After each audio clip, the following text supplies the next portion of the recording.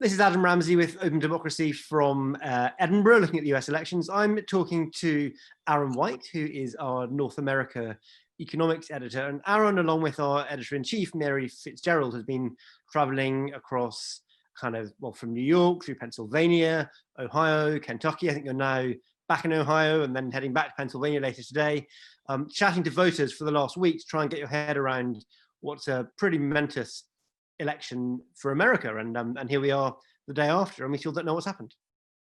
Yes, and we are off to Pennsylvania to go and see what's going on with these absentee ballots. See if that will shift the election right now. It looks like the Republicans are going to keep the Senate.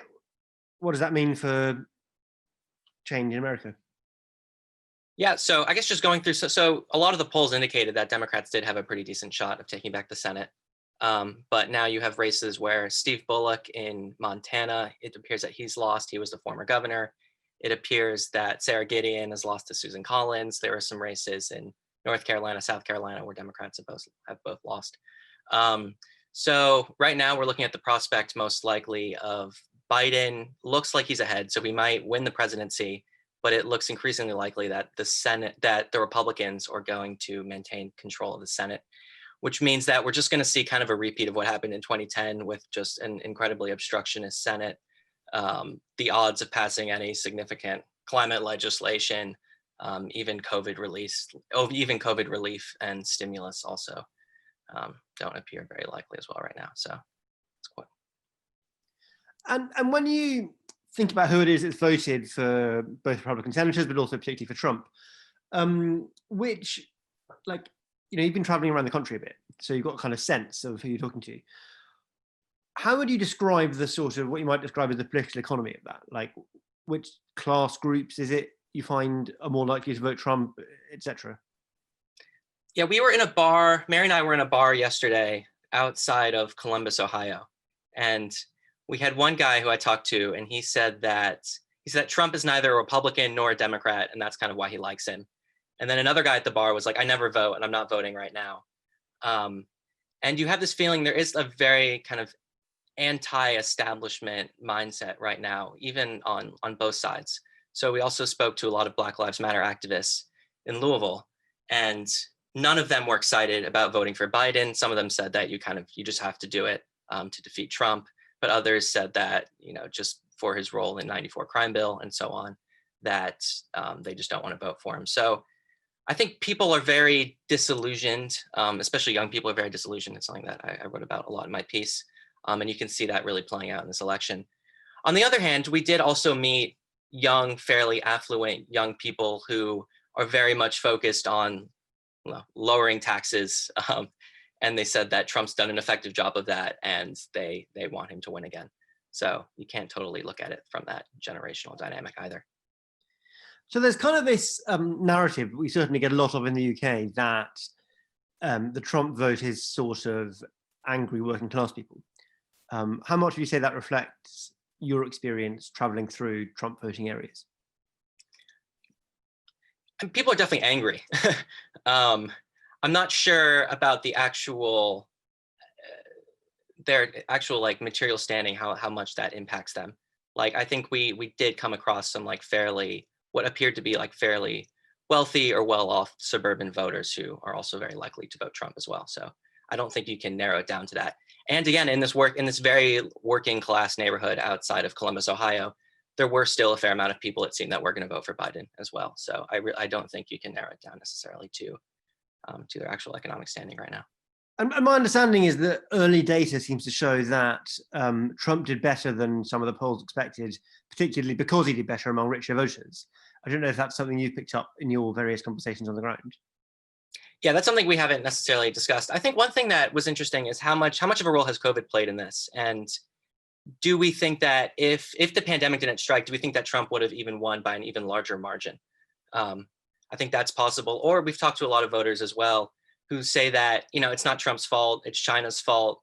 The economy was booming right before he came in, so they're not holding him to account for that. And there's two more questions. So the first is just thinking about the kind of economic prospects for America going forward. You've got the Biden plan, possibly, Senate holding it up. You've got the devastation both to life and also to the economy of COVID. You've got a lot of the country on fire.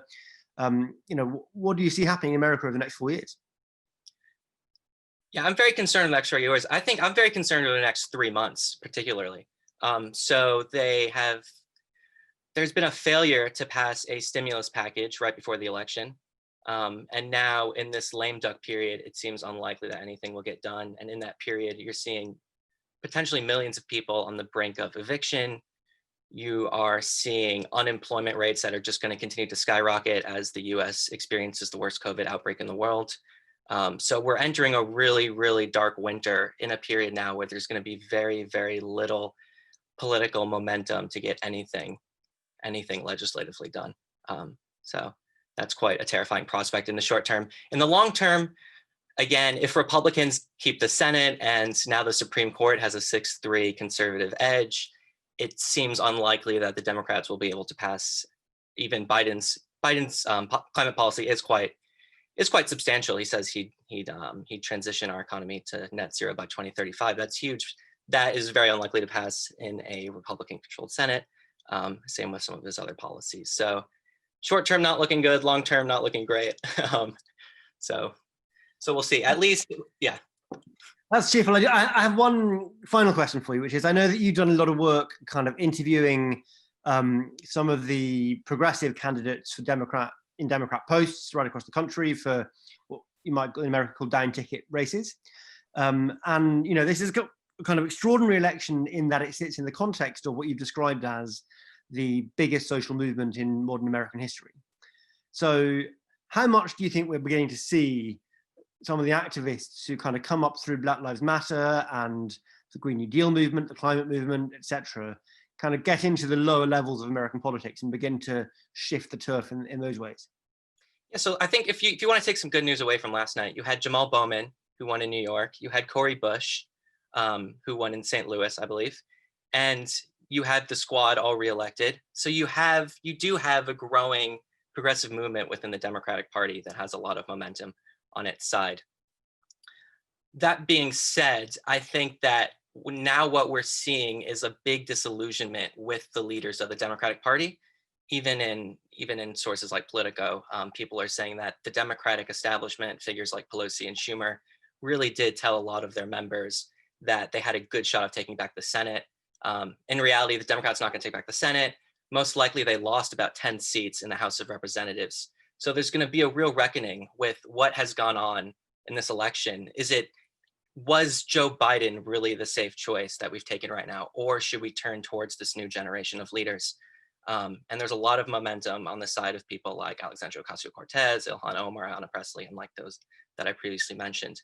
So I think within the coming weeks and the coming years, you're going to see even more tension about the future of the Democratic Party and how they can more adequately reflect the demands of people on the streets and people really, really demanding true change in this country.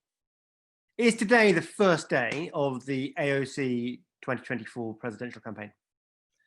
Well, I think that it depends if Joe Biden wins. We'll see if she runs in 2024. I think today is a big day for forces challenging the leaders of the Democratic Party establishment. And I think that you're going to see that potentially in the leadership races, either in the House of Representatives. Chuck Schumer is up for re-election in 2022.